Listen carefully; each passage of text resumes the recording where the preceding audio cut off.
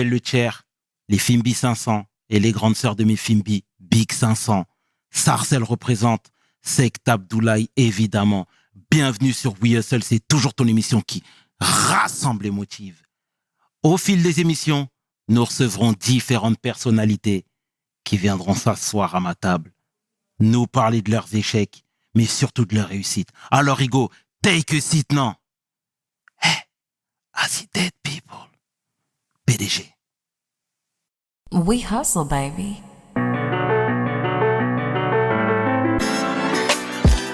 Le chairman. Hustle, baby. Le chairman. Hustle, baby.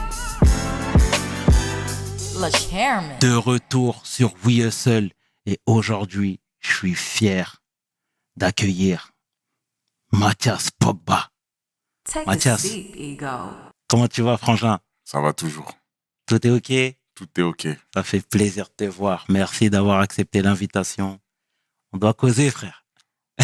Voilà pourquoi je suis là. Ça fait plaisir, frère. Est-ce que tu peux te présenter, s'il te plaît, pour celles et ceux qui ne te connaissent pas?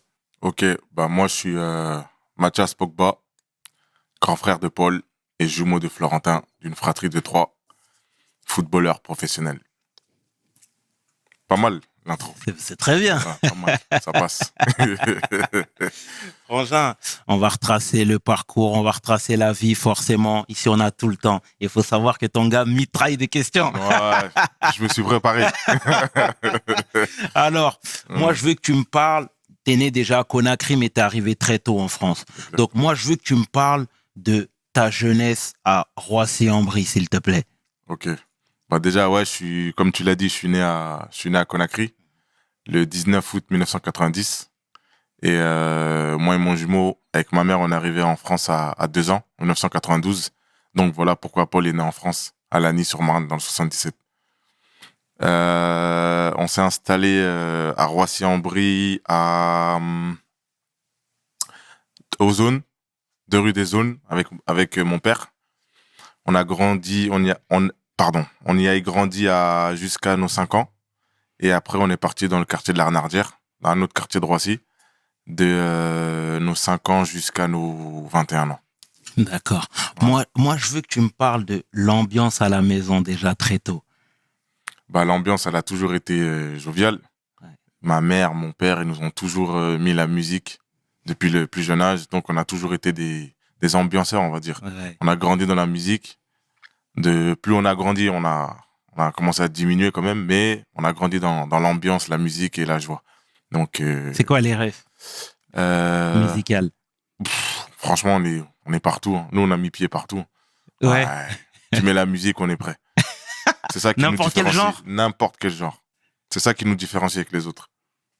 Ok. C'est ça. C'est magnifique. Et tu sais, je voudrais qu'on s'attarde un petit peu encore sur l'ambiance à la maison parce que vous êtes 3, comme tu l'as dit.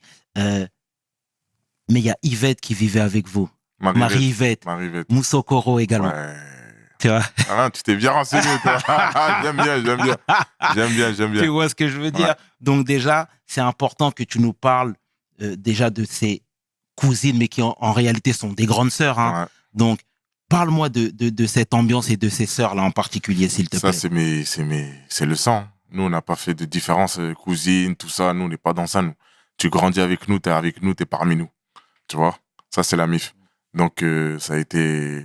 On a toujours une enfance joyeuse, toujours unie. Elles nous ont aidés pendant toute notre enfance. Quand on allait faire nos compétitions, à nous accompagner de ping-pong, pardon. Parce qu'il faut que les gens sachent qu'on a fait du ping-pong, mais on en parlera tout à l'heure. Mais elles ont toujours été là pour nous jusqu'à aujourd'hui. Soutien. On est une famille, qu'on est unis. C'est magnifique et on les embrasse, les grandes sœurs. On les embrasse. C'est quoi la différence d'âge entre vous et elles? Il y en a une, on a 4 ans de différence et l'autre, on a... une 5 ans de différence et l'autre, on a 7 ans de différence. D'accord, ouais. Donc, c'est des grandes sœurs. C'est des grandes sœurs, ouais. Je comprends. Et tu vois, vous êtes une famille vraiment qui est dédiée au sport.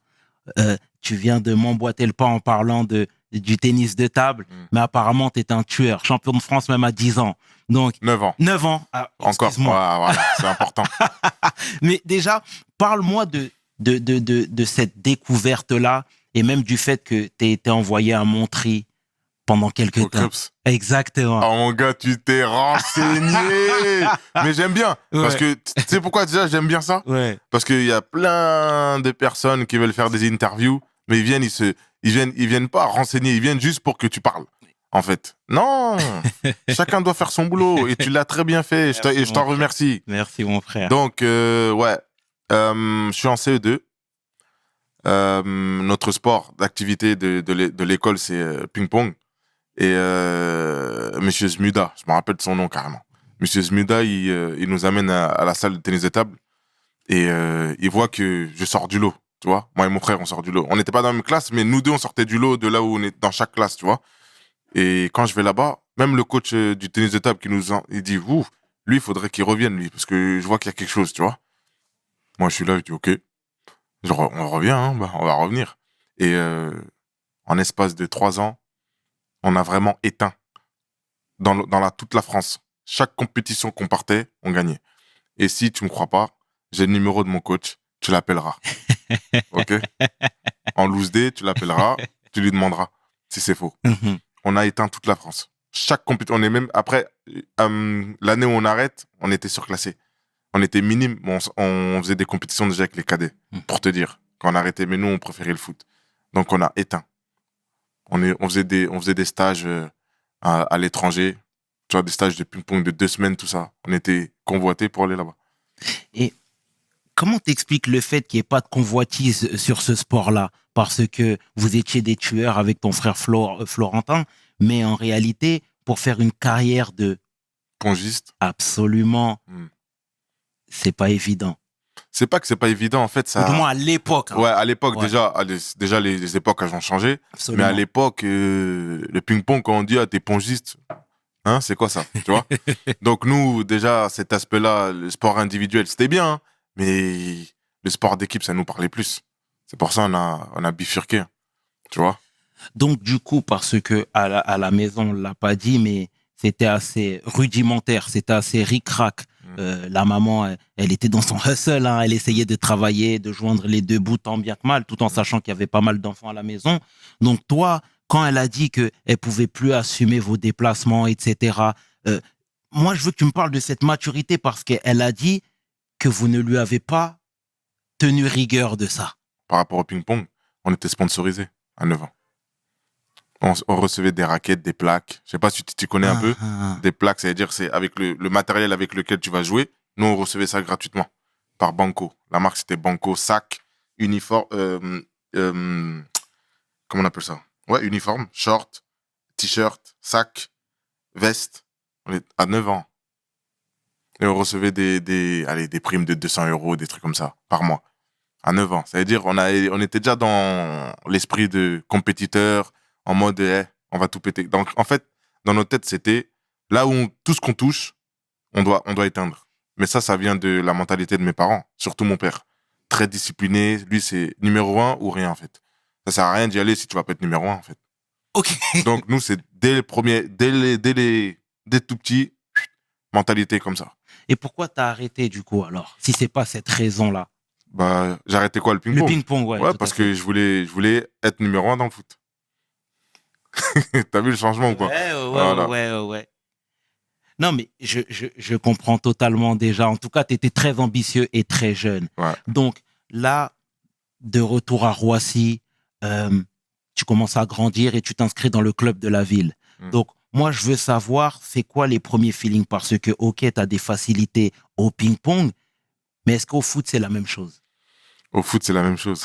Et il y en a plein qui pourront te le dire. Ok. Au foot, c'était la même chose. On avait quelque chose. Tu vois, on avait quelque chose. On nous appelait les frères d'Eric. Exactement, On nous appelait les frères d'Eric, avec moi et mon frère. Donc, si tu t'y connais et t'entends les frères d'Eric, tu sais qu'il y a quelque chose. C'est aussi simple que ça.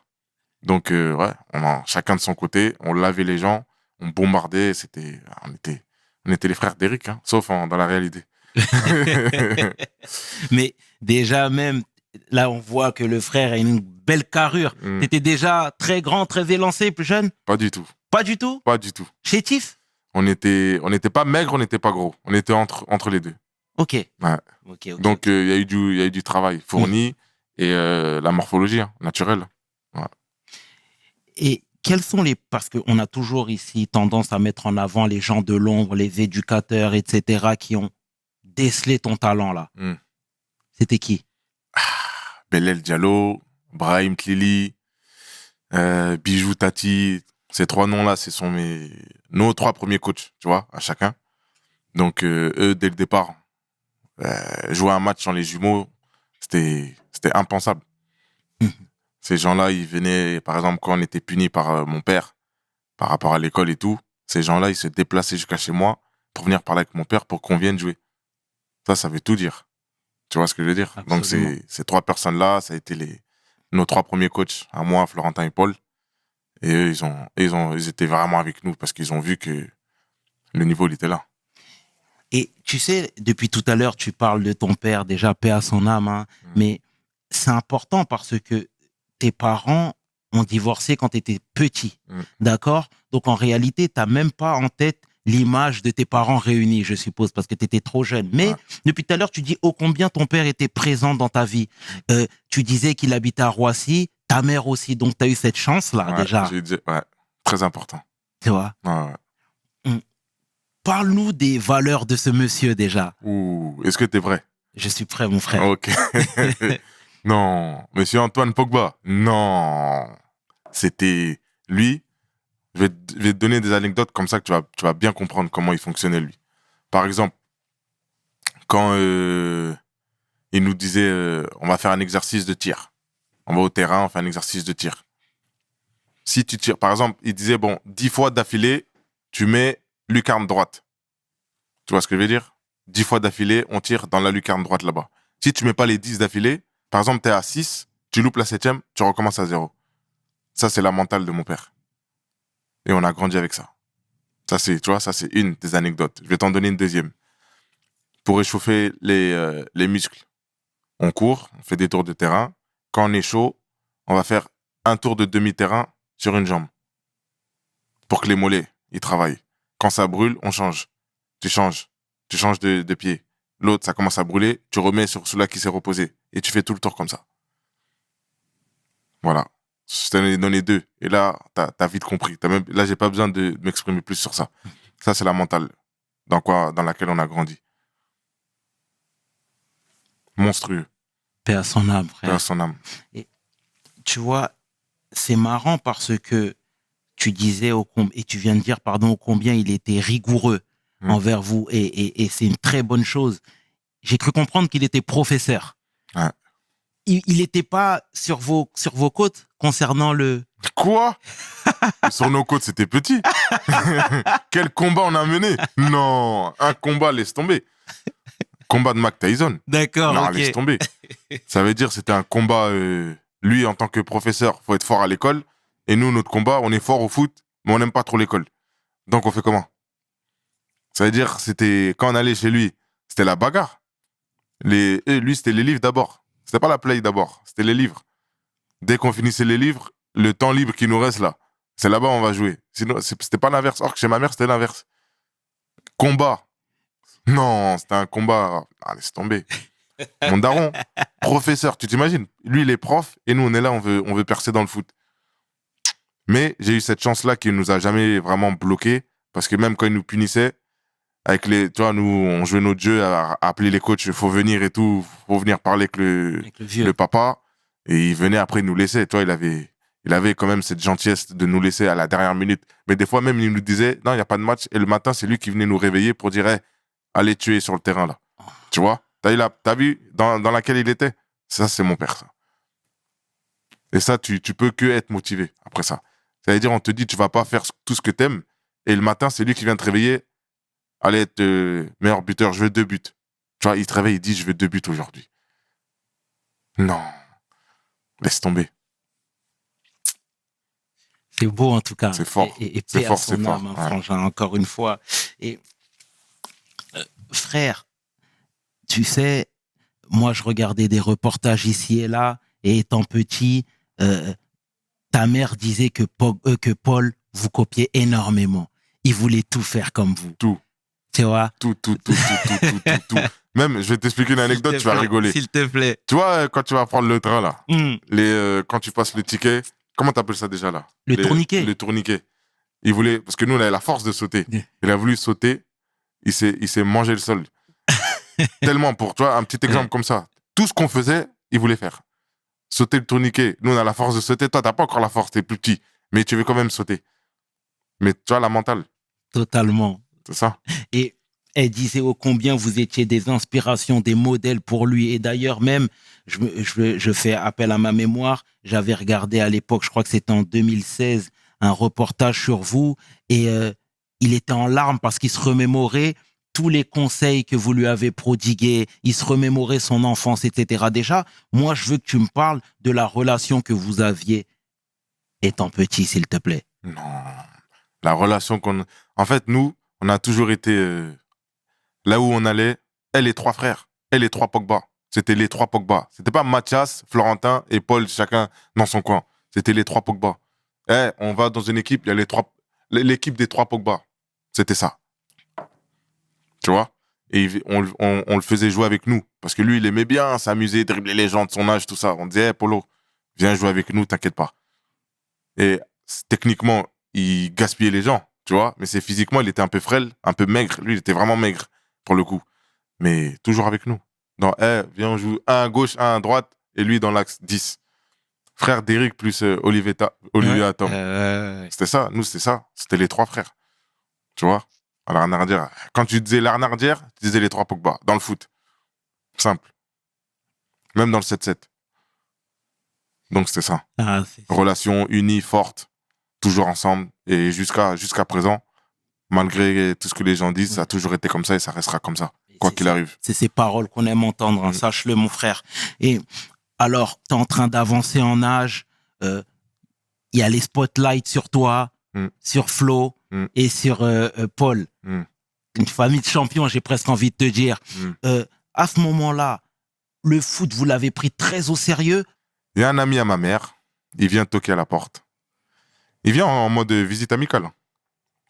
Il voit plein de coupes. Mais coupes de ping-pong, tu vois. Et des tournois, façon, des petits tournois de Benjamin, moins de 13, tout ça. Meilleur buteur, meilleur joueur, 3e du tournoi, tout le tralala. Donc, il dit, mais t'as des champions à la maison ou quoi? Elle dit, oui, ce sont les coupes de mes enfants. Ah bon? Parce que j'ai un ami là, il est agent en Espagne. Et il y a des essais là, je pense, bientôt. Et je peux vous mettre en contact, tu vois. C'est comme ça s'est fait, Vigo. Je te raconte la suite. Donc, ma mère a dit, OK, il n'y a pas de problème. Elle, dans sa tête, c'est pas Crary, on va signer directement. Après son numéro au gars, elle l'appelle. Elle dit, voilà, j'ai mes 2 enfants. Paul, il avait déjà signé au Havre. Paul, c'était sûr que cet été-là, c'était en juillet. Ouais, c'était en juin ou juillet 2007. 6. C'est pas 6? 2007. Ok. Ouais, 2007. Elle l'appelle, elle dit, OK, j'ai trouvé des essais au Celta Vigo, 1 semaine pour tes enfants. Elle nous dit ça 10 jours avant qu'on parte. Pendant ces 10 jours, tu penses qu'on fait quoi? Moi et Flo. On s'entraîne jour et nuit. Jusqu'à la nuit à tombe. On tire, on va... Bon, s'il y a coup franc, on va tirer comme ça. S'il y a penalty, on va tirer comme ça. On répète, on court. On fait des 1 contre 1. 1 contre 1. On travaille les 1 contre 1. Maintenant, quand t'as la balle là, faut le gaspiller comme ça. Non, on part. Boum, on tire. Putain, on a mal tiré. On recommence. Non. Pendant 10 jours. Maintenant, quand on va là-bas, on est trop près. Et comment ça s'est passé après la suite? On s'installe, ils nous installent au centre de formation avec les autres jeunes. Et on leur demande de laisser-nous au moins rentrer parce que nous, on n'avait ramené que des affaires de foot. C'est-à-dire, on n'avait pas d'habits normal. Ils ont dit non, la pré-saison elle va commencer là, vous pouvez pas rentrer, désolé. Donc, on a dû dire à ma mère de prendre 2-3 valises en mettant nos affaires et c'est elle qui les a ramenées. Tellement ils voulaient pas qu'on bouge de là-bas. Et du coup, t'es resté combien de temps là-bas? On a fait 2 ans avec Flo, parce que je suis avec Flo. Hein. Tout ce que je te dis, je suis avec Flo. Oui. On a fait 2 ans. Et après ces 2 ans, on a quitté chacun. Et c'est là où nos carrières se sont divisées. Mais pourquoi vous êtes partis au bout de 2 ans si vous étiez des cracks? Au bout de 2 ans, ils ont reproposé un contrat à Flo, mais pas à moi. Parce que moi, la première année, j'étais surclassé avec les 89, tu vois, et j'ai joué titulaire. La deuxième année, c'est les 91 qui viennent, changement de coach, je joue plus. Moi, j'ai craqué, parce que j'avais encore la mentalité parisienne. Donc, chaque entraînement, quand mon cerveau il passait de l'autre côté, je boycottais. Mais je me tuais moi-même, en fait. T'as vu, j'avais pas encore assez de recul pour dire, en fait, tu es tout seul, là. Mais il y a un entraînement, par exemple, moi, j'étais assez costaud. Ça veut dire, il y a des moments, j'appuyais plus que d'autres. Et j'envoyais les gens dans le décor. Après, le coach, il était pas content, parce que c'est les joueurs qui jouaient.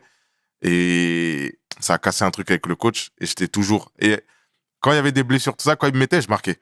Ça veut dire, moi, je répondais sur le terrain. Je parlais jamais avec lui. C'est-à-dire, je bousculais les gens, je montrais toute ma rage sur le terrain. Que ce soit but ou bien physiquement avec les coéquipiers, mais je montrais tout sur le terrain. Je parlais pas avec lui. Tu vois?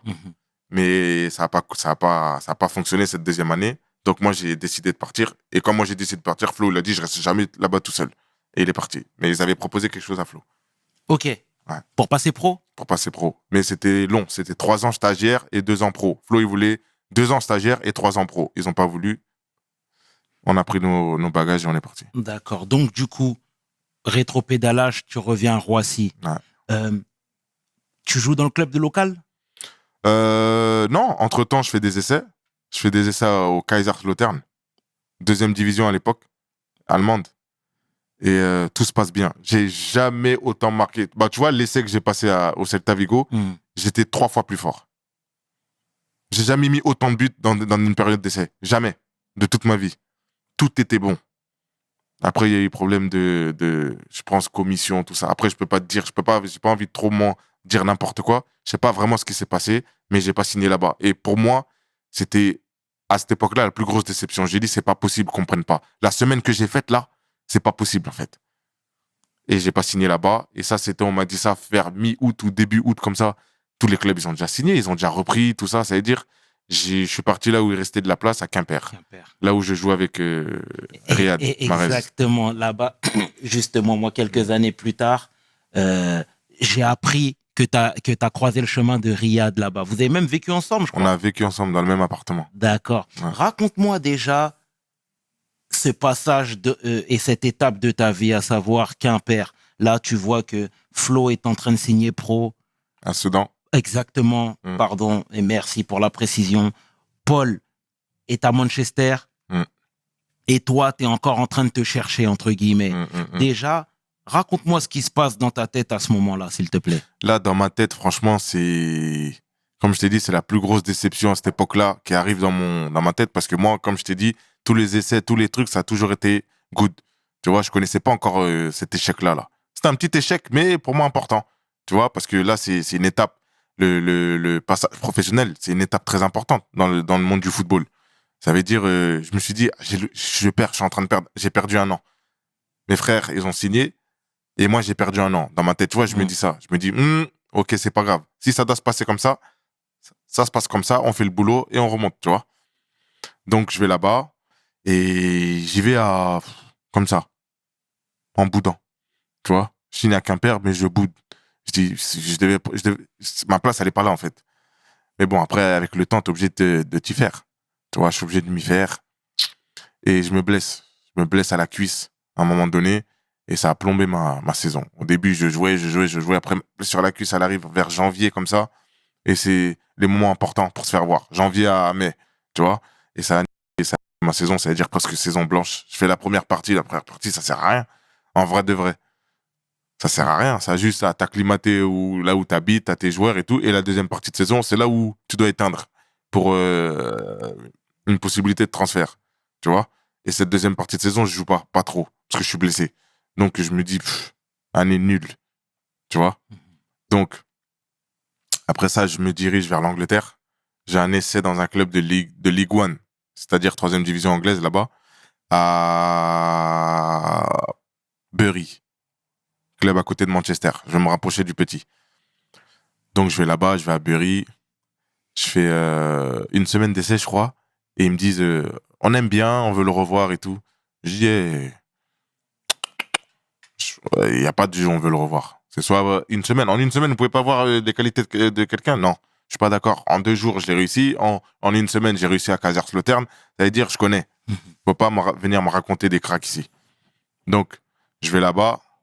Et entre-temps, dans cette semaine, je joue contre Wrexham.